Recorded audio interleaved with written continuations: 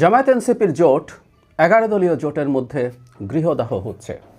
তাদের জোট শেষ পর্যন্ত 11 দলে থাকবে কিনা সেরকম একটা সংশয় দেখা গেল। কারণ হলো একটু আগের একটা খবর, আজই গণমাধ্যমকে জানানো হয়েছিল তারা একটা সংবাদ সম্মেলনের মাধ্যমে 11 দলীয় জোটের সর্বোচ্চ নেতারা থাকবেন, তারা তাদের আসন সমঝোতার ব্যাপারটা মিডিয়াকে জানাবেন।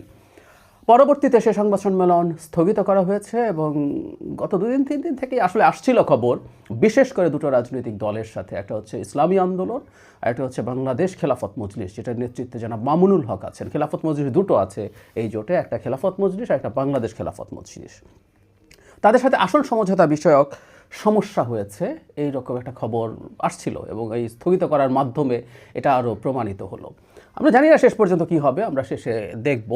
কিন্তু একটা ফর্মুলা তাদের শুভাকাঙ্ক্ষী অ্যাক্টিভিস্টরা কেন দেন না আমি জানি না। প্রচুর অ্যানালিস্ট অ্যাক্টিভিস্টরা আছেন, আমি একটা ফর্মুলা দুদিন আগের একটা ডেটা থেকেই মনে হয় তারা বের করতে পারেন। এই সাজেশনটা তাদেরকে দেওয়া উচিত, দিচ্ছেন না বলে আমার মনে হয় আমি একটু দিয়ে রাখি।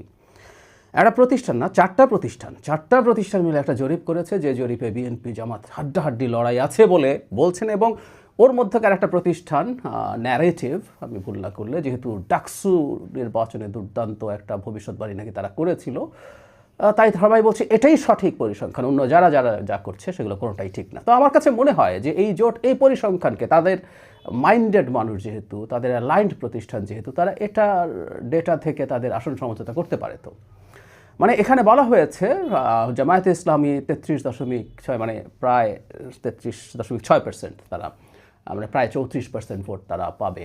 এনসিপি 7.1% ভোট পাবে, ইসলামী আন্দোলন 3.1%, এবং আদার্সের মধ্যে 4 পয়েন্ট সামথিং মামুনুল হকের যে দল আছে বাংলাদেশ খেলাফত মজলিস, আলাদা করে 1 বা আধা পার্সেন্টও বলা হয়নি। তো এখন কারা কত সিট নিয়ে ডিবেট হচ্ছে, আমরা এই রিপোর্ট যদি দেখি সেখানে দেখা যাচ্ছে, প্রথম আলো একটু আগে একটা রিপোর্ট করেছে, সেটা হলো ইসলামী আন্দোলন বলা হয়েছে চাইছে তারা 50-এর বেশি। প্রথম তারা 100 সিট চাইছিল, পরে 50-এর বেশি চায়, জামাত 40-এর বেশি দেবে না। আমরা জানি এর মধ্যে এনসিপির সাথে 30 আসনের এক ধরনের সমঝোতা হয়েছে। এনসিপি আসলে খুবই কম পাচ্ছে এই হিসাব যদি করি, আমরা আসবো। খেলাফত মজলিস, বাংলাদেশ খেলাফত মজলিস মানে মামুনুল হকের দল 25 থেকে 30টি আসন চাইছে, জামাত সর্বোচ্চ 20টি আসন দিতে পারে। মানে 20টি আসন যদি খেলাফত মজলিস পায়, এনসিপি 30টা কীভাবে পায়? ওই পরিসংখ্যানে খেলাফত মজলিস 1% ভোট টোটো যদি পেতো তাহলে এটা আলাদাভাবে আসতো, মানে ওরা 1%ও পাচ্ছে না, আর এনসিপি 7.1% পাচ্ছে। এনসিপি তো বিরাট অবিচার হয়ে যাচ্ছে। আবার এনসিপির অর্ধেকেরও কম ভোট পাচ্ছে ইসলামী আন্দোলন বাংলাদেশ, কিন্তু তারা এনসিপির চাইতে বেশি সিট পাচ্ছে। এনসিপিকে 30 সিট দেওয়া হচ্ছে, ইসলামী আন্দোলনকে 40+ বা 40টা দিতে রাজি হয়েছে জামাত, তারা অন্তত 50+ সিট চান। এইদিকে এনসিপির সিট ভোটের পাওয়ার যে সম্ভাবনা সেই জরিপ অনুযায়ী সেটা 1/5 বেশি। তার মানে জামাত যদি অ্যারাউন্ড 200 সিটে করে, তাহলে তো এনসিপির এমনি কাগজে কলমে 50টা পাওয়ার কথা ছিল, সেটা হচ্ছে না।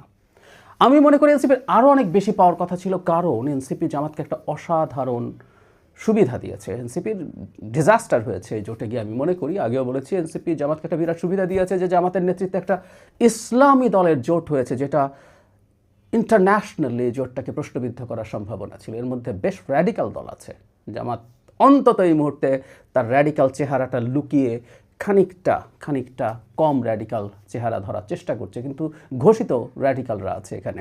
তো তা যদি হয় সেটা তার সমস্যা তৈরি করতে, এনসিপি এসে সেই সমস্যা থেকে এখানে এটা দূর করেছে, কারণ তারা একটা মধ্যপন্থী দল। এর চাইতেও জরুরি কথা সেটা হচ্ছে এর মধ্যে গণ অভ্যুত্থানের ফেজগুলো আছে। সো এনসিপি ওই রেশিও অনুযায়ী 50টা পাওয়ার কথা, এনসিপি তো আরও বেশি ক্লেম করা উচিত ছিল আসলে, 60-70টা, কারণ সে যেহেতু একটা এক্সট্রা প্রিভিলেজ দিচ্ছে যেটা ইসলামী আন্দোলন বা খেলাফত মজলিস জামাতকে দিচ্ছে না। যাই হোক, বটম লাইন হচ্ছে যারা এই জরিপকে খুবই সঠিক বলে আনছিলেন, সঠিক বলে দাবি করছিলেন, তাদের মনে হয় জামায়াতে ইসলামকে বা অন্য দলগুলোকে এই সাজেশন দেওয়া দরকার যে জরিপ অনেক ক্রেডিবল, আপনারা মেনে টেনে নিয়ে এভাবেই আসন সমঝোতা করে ফেলুন। কারণ এনসিপি অত্যন্ত ডেপ্রাইভড হচ্ছে দেখছি। মানে মামুনুল হকের দল যদি 20টা সিট পায়, যার জন্য আলাদা করে কোনো পরিসংখ্যান ওঠে নাই, সেখানে 30টা সিট নিপে এনসিপি হতেই পারে না। 40টা পাবে সেই দল যে এনসিপির অর্ধেকের কম ভোট পাবে বলে বলছে, আর এনসিপি পাবে 30টা। নিশ্চয়ই অবিচার। এই দলটা ব্র্যান্ডিং করছে ইনসাফের, ব্র্যান্ডিং করছে সততার। তাহলে আইদার তারা সঠিক আছে মানে এই জরিপটা ভুল, অথবা জরিপটা সঠিক আছে, তারা বেইনসাফি করছেন। দুটোর একটা তো বটেই।